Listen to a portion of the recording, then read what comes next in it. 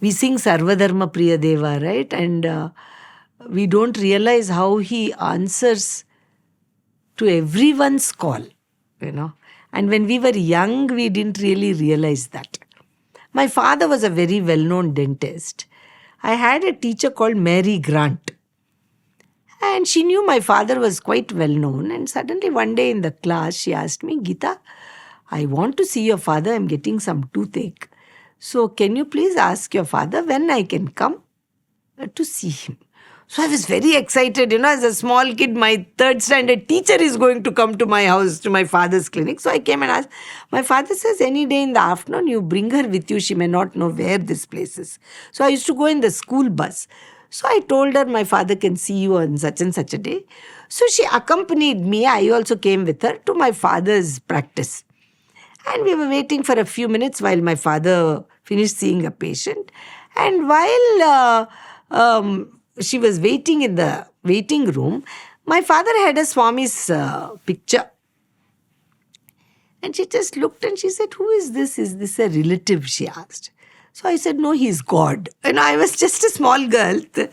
So she just looked at her. She was a Christian lady, Mary Grant, a Catholic Christian lady. She said, oh, okay. She didn't say anything. Very, very nice teacher. Then my father came and he treated her. I was sitting outside. And then when she came out, she suddenly turned to my father. So she asked my father that my husband has been quite sick and they are saying that it may be tuberculosis. Do you know of any good doctor that I can take my husband to for a second opinion? I mean, in those days, tuberculosis was a very serious matter. They would have to be isolated and all that. And some x-rays, they are not sure. They are suspecting. But I want another opinion. I'm not very happy with the doctor because they're not very kind when they talk. And she said, I can't go to a very expensive doctor. I'm a school teacher. My husband is not able to work because of his illness.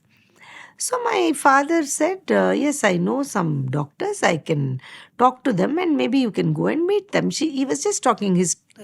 Having treated her, he was talking. I was just standing there listening to this conversation and I told her, I told you that he is God, Why don't you give your husband some vibhuti? I said, she didn't understand. She said, what are you saying, my dear? She said. So I said, Daddy, give her some vibhuti, Because Swami, we have got so much of vibhuti that Swami has given. If she gives vibhuti, her husband will be all right. I said like that. So she's like, what is she saying? So my father was very embarrassed because she's some person who has come as a patient and she doesn't know who Swami is. In those days, in early 60s and all, nobody knew Swami that much. So he said, no, you please don't unnecessarily talk. Be quiet, my father said. So, but the teacher was very nice.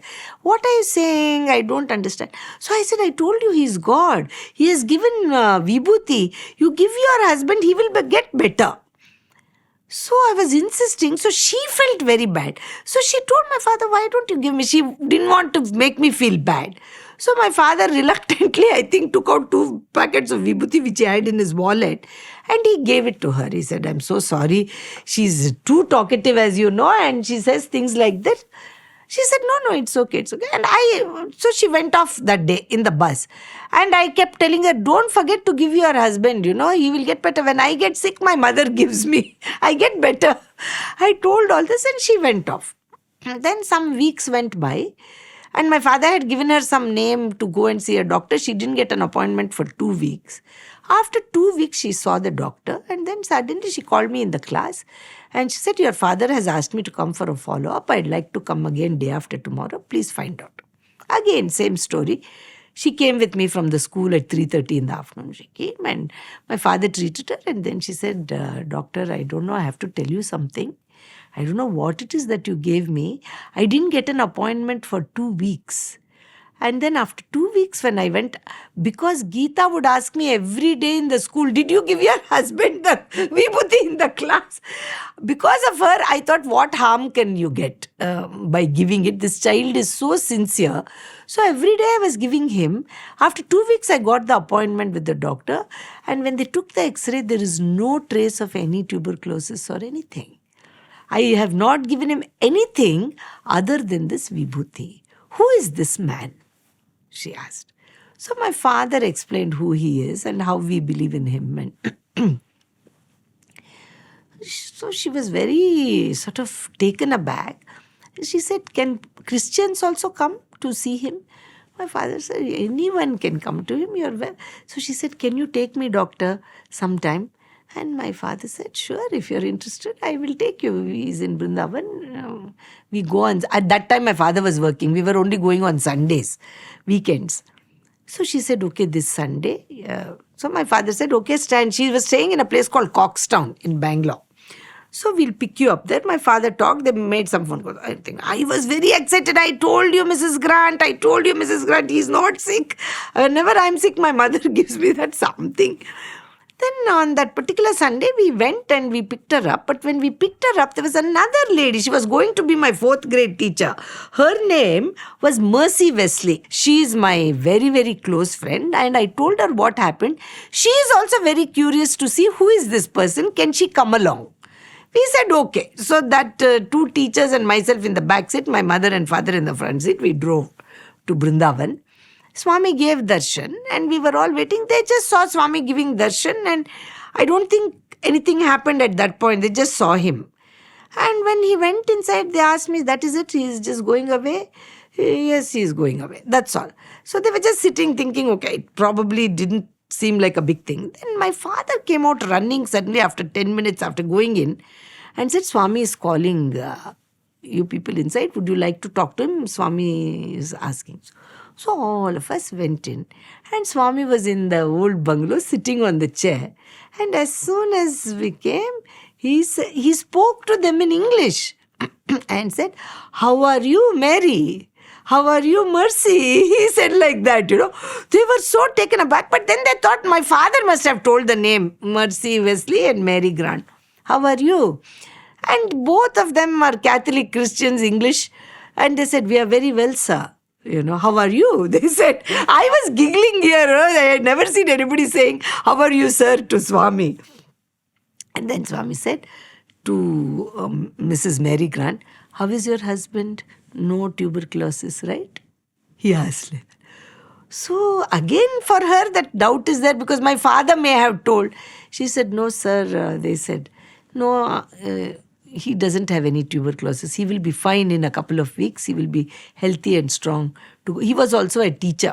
"He will go back to work," he said. And then he turned to Miss Mercy Wesley, who had nothing to do anything. She just came because she was curious. He looked at her and said, "How is Joseph?" That none of us knew because we didn't even know this lady was going to come with us. So everybody is taken aback because she knows my father has not said anything. "How is Joseph?" And she said, "He is very well, sir." "How do you know Joseph?" She said, "I know Joseph is your brother in Kerala." And she said, "Yes, sir, he's in Kerala." And he said, "Yes, he's a pastor in the church," Swami said. And she said, "Yes, sir, he is." And suddenly Swami got up from the chair and he waved his hand and materialized 2 crosses. One cross was like a big brass cross, and he showed it to that Miss Wesley and he said, "This is your father's cross." She said, Swami was holding it in his hand like this. "It looks like it, sir," she said. And then Swami said, "Yes, your father had this cross. He used to tell Joseph, when you become a pastor like me," your father was also a pastor, "when you become a pastor like me, I will give you my cross to wear. Your father used to tell your brother, is it not?" Swami said, "Yes, sir, but my father passed away when Joseph was still young and we could never find the cross. We never found it. We thought he lost it." "Is this my father's?" she asked. "Yes." And Swami turns the cross and in the back that father's name and everything is there. Wesley something. He showed to all of us and he gave it to her and he said, "You give it to Joseph. He's a very good pastor. He looks after his congregation very nicely." So nicely Swami was talking in English, which was for me also very surprising, So he gave her the cross. There was one more cross in his hand, silver one. And he said, You lost your grandmother's cross in the church when you were a small girl." he told. So this Mary Grant, I believe she used to wear her grandmother's cross. She lost it in the church when she was a kid. Now that lady was like almost in her late 50s. But she lost it when she was a 6-year or 7-year-old girl. So you also lost your cross, isn't it? And then he reverted to Telugu. Said, "Naku anni telusu." He said like that. And they were like, what did he say? What did he say? And I am piping out. He's saying he knows everything. And Swami gave that lady her father's cross to be given to Joseph, her brother, whom none of us had heard of, and the other cross to Mrs. Grant. And her husband actually recovered and he never got sick again. Every time we sing Sarvadharma Priyadeva, I think he knows, where Joseph is praying, what cross her father has lost, everything he knows. Swami is there for everyone, whatever name you call him. When I became a Balvikas guru and I was going to college, little bit of all this childhood, going with Swami and all that had stopped. I had grown up. I was continuing to do Balvikas. And one of the things, the curriculum in the Balvikas is to teach them about the major religions. So I used to teach the children in group 3 and some group 2 children also. And one of the things that I used to do is to take the children to the various places of worship. Whenever we did that, when we did Christianity, I used to take them to the church, temple, of course, for Hinduism, to one of the Jain temples that was very close by, actually, near our house. I used to take them. I used to go ahead of time and talk to the priest or whoever the person and say, I'm going to bring my children if you give permission, and if you can just talk for 10 minutes, tell them a story, a little bit about the religion in a simple way. So everybody used to be very happy, especially in the church. They would say, bring them on a Sunday when we have our Sunday school, we'll tell them a story. And even in the Buddhist temple that was nearby, and then there was a Jain temple, I used to take them regularly. One little bit difficult, because I was a woman, to take the children was to take them to a mosque. But over the years, there was one mosque in Jayanagar. I had met the mullah there. And I would say that I will bring, if you want, the boys and the girls separately on different days.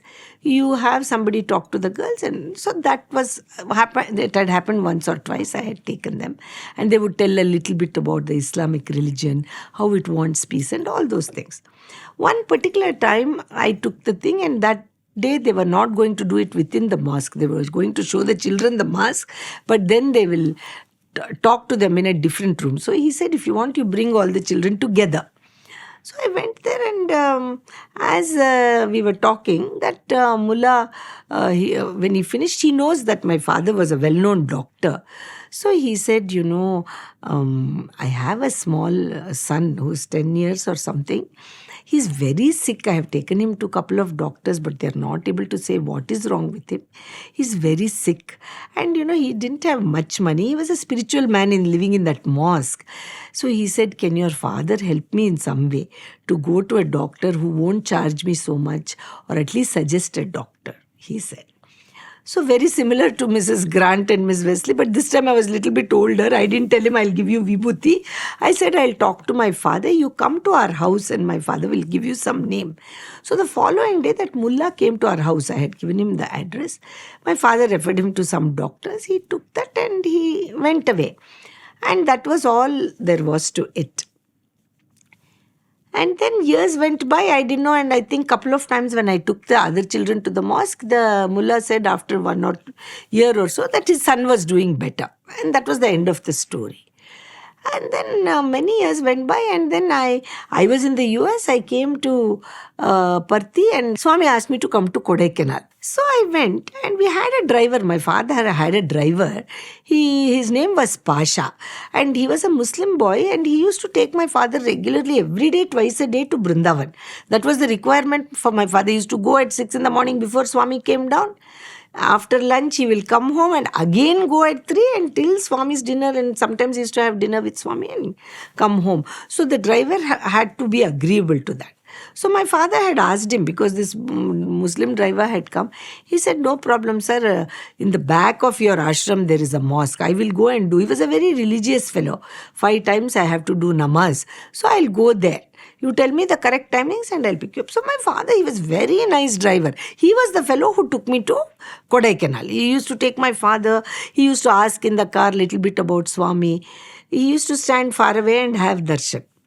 He took me to Kodaikanal. I was sitting inside. It was time for me to leave 3-4 days. I had to come back to the US.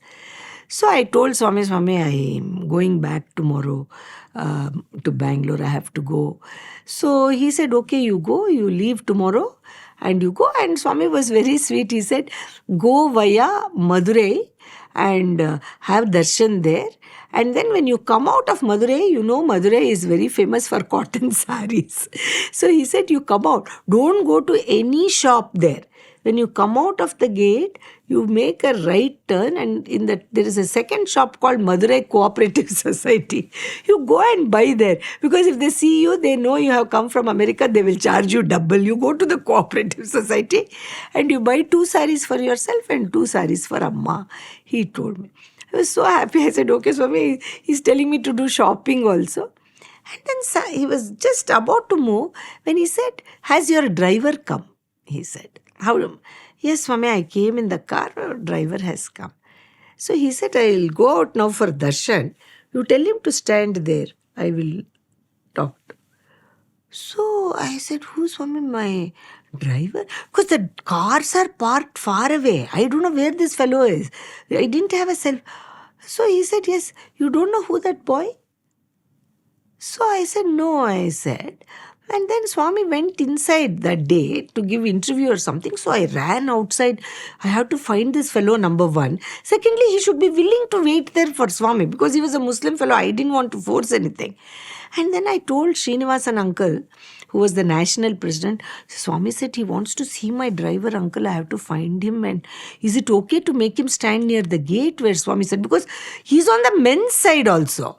Then I somehow found a way and that's luckily that fellow saw me coming out. He thought darshan is over, we have to go back to Bangalore. So he came and said, Amma, shall I bring the car, you want to go? I said, no, Pasha. Swami just came and he said after interview or something, he is talking to some few people, he wants to see you. Will you stand here? He said, it's okay, Amma. Why he wants to see me here? I said, I don't know, Pasha. He wants to see you. You stand here, okay? And Srinivasan uncle came. And I told him, he said, okay, let him stand here near the pots, the flowering pots. Let us see when Swami comes out to give darshan, I will tell him that this man is standing. Because I'm on the ladies' side inside. So how to tell? Then Swami has come out and he talked to him in Kannada and then gave him materialized one talisman, that they wear around the neck, that small square thing, Muslims, with some Muslim prayer and everything. And then I came out on the ladies' side and I was standing far away. He called me and he said, you don't know who this fellow is, your driver? I said, no, Swami, he has been working for 2 years. He brings his father's. He said, this is that boy. When you used to go to that mullah to take your whole Balvika's children, you remember that mullah? He told you, my son is sick and Padmanabh helped to find the doctor. It's the same fellow. He has become a driver now in your house. I said, oh, I didn't know, Swami. He said, he has become a driver. And then he told him, you are not taking your medicines properly. You should take your medicine properly and look after your father properly. And he said, don't worry, I won't give you vibhuti. And he materialized a small square, the Muslims tie around their neck, I think like a talisman with some Muslim prayer. That boy recognized because he can read that, in Urdu. Swami gave it and he said, you wear it, you will be well. You look after Padmanabh properly, he told, and he went away. So it was such a coincidence after so many years when I was in first degree. This had happened. Now so many years in 2006, he became a driver in our house and Swami recognized that boy. And he told him, look after your father. Very nice person. Even this time before coming to Puttaparthi, he had called me. He used to go afterwards with my father and he would have darshan after this incident happened. Even Few days back, before I came to Parthi, he called me. He said, Amma, if you don't find any driver for your car, you call me. I'll take you to Puttaparthi. He told me. I said, no, don't worry this time. He still comes sometimes. He's married. He has 2 children. He has his own business. He comes and sees me and goes. Whenever he comes, he asks for vibhuti. Amma, give me some vibhuti. Vibhuti is finishing. He will say, and he still wears that small talisman that Swami materialized for him in Urdu. Even this time I talked to him. So that is Bhagawan, how he finds a devotee, whichever religion, we don't know. Swami always says, how you live, people see you and they'll say, who is the Guru they follow? Who is the Bhagawan they follow? And he has been saying that now for a long time. And I think in some ways, though I speak about my parents, they were quite exemplary people. My father especially, my mother in her own way, giving the children values, doing Balvika's work. My father had one pointed devotion to Swami and he led his life there. In the early years, in the early 60s, Swami Sathya Sai Seva Samitis had not yet started. My father was very seva-oriented person. So Swami, strangely enough, told my father to join the Rotary organization, which was doing lot of service in those days. So my father joined there and I think he really loved the service so much. He did lot of things for, at that time, Bangalore city didn't have a blood bank. He started a blood bank, the first blood bank in Bangalore. Then he started the first oxygen cylinder program in Bangalore because there was no oxygen for patients available in those days. So he did that. So he used to do a lot of service. After a few years of doing all this, one Australian lady came as a guest to our house. She was visiting India to see, she was a spiritual lady. So she was traveling to all these many religious places that she wanted to see. Very nice lady. And she also, I think her brother or somebody was a Rotarian. Through that, the contact was made and they requested my father to host her. So she stayed in our house. And every day she would see that my father would go to work and, through conversation, she heard what are all the work that they are doing through the Rotary. And she was asking my father, who inspired you to do so much work? And Swami's photo was everywhere. So my mother would tell her that he is our spiritual master. But we believe that he's divine himself who has come as our spiritual. Like this, she stayed in our house for almost 3 weeks. I also used to talk to her like that. She saw all. My father took her to see the blood bank. In those days, still Swami's programs other than Narayan Seva, nothing much had started. So she spent some time, she saw all the spiritual gurus. My father brought her to Whitefield also. He said, you come and see. Because she asked, who inspires you so much? She saw Swami also. Swami blessed her and everything. She came 2 or 3 times with us to Vrindavan whenever we went. That was over. She went back to Australia. So this is, I'm talking in 1960s sometime. 69, 68, something like that. Not even 60, even a little bit earlier than that. Because by 68, 69, Swami's Seva Samitis had started. So she went away. Suddenly, in 2005, my brother, who was also a doctor, he got a phone call, a long distance phone call. He didn't recognize the number because it was not a US number. He knows my number. He also lived in US and Swami asked him to come back. So he picked up the phone and it was a foreign accent and they said, may we speak to one Dr. R.S. Padmanabhan? Is he still alive? They asked. It was 2005. My father was still there at that time. He was 84 years old. So my brother said, yes, he's there. Who is this? So some Philip or somebody, I think that person, he said that, I don't know if you know, I'm the nephew of a lady called Alex Jennings. And she was my aunt. And she said that in the early 60s, she visited India and she stayed with your parents because my brother said, I'm his son. So my brother remembered. He said, yes, was this the Australian lady? So he said, yes, she was not married or anything at that time.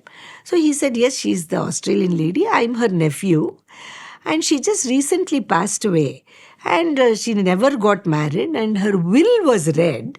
And in her will, she has left $100,000 for one Dr. R.S. Padmanabhan. 100,000 Australian dollars for one Mr. Dr. R.S. Padmanabhan. So we are trying to get in touch with him. Is he still? So my brother was so taken aback. He said, why is she leaving that much money? So he said, I will send you a copy of her will and her letter to your father. And in that letter, she came in the 60s, and I think after that she came one more time to India, and that time also she went somewhere and my parents had taken her to Brindavan and gone, and after that there was no touch with that lady.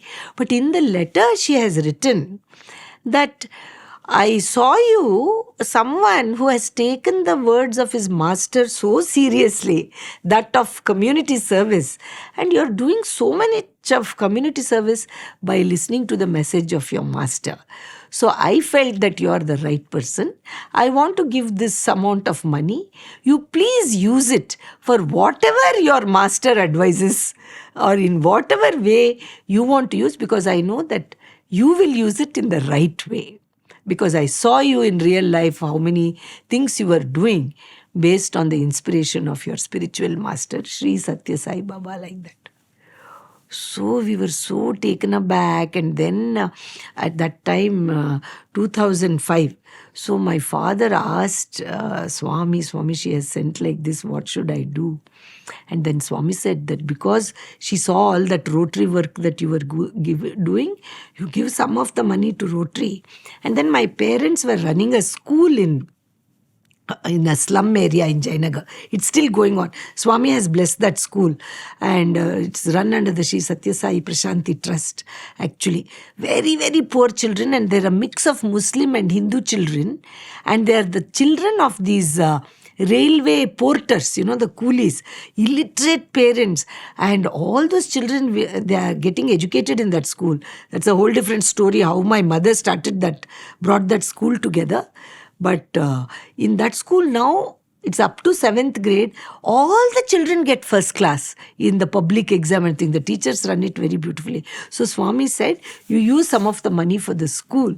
So in that school, that money was used for the children's desks and so many different things which the school needed. And some of the money was given to the Rotary organization to help in the burns ward, the oxygen ward, many of the medical things that the Rotary organization is running.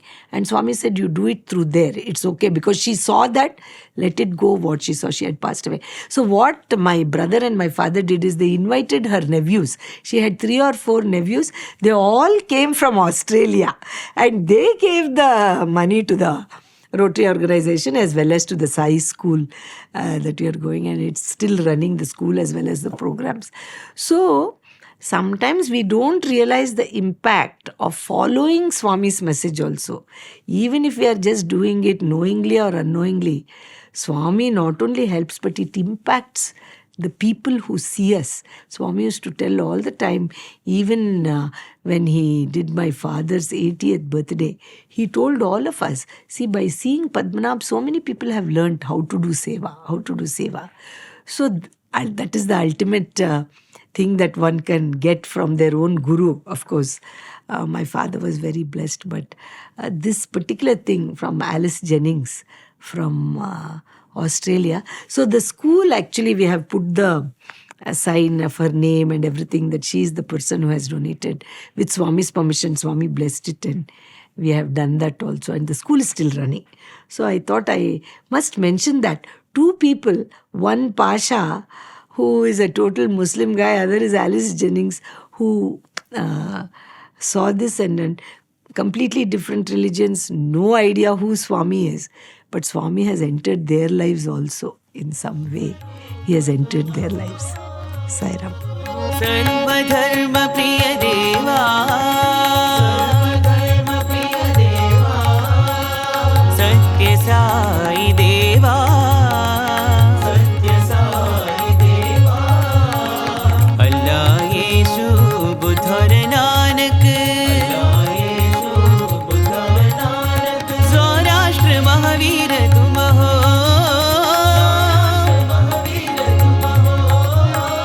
Ram भी तुम हो, कृष्ण भी तुम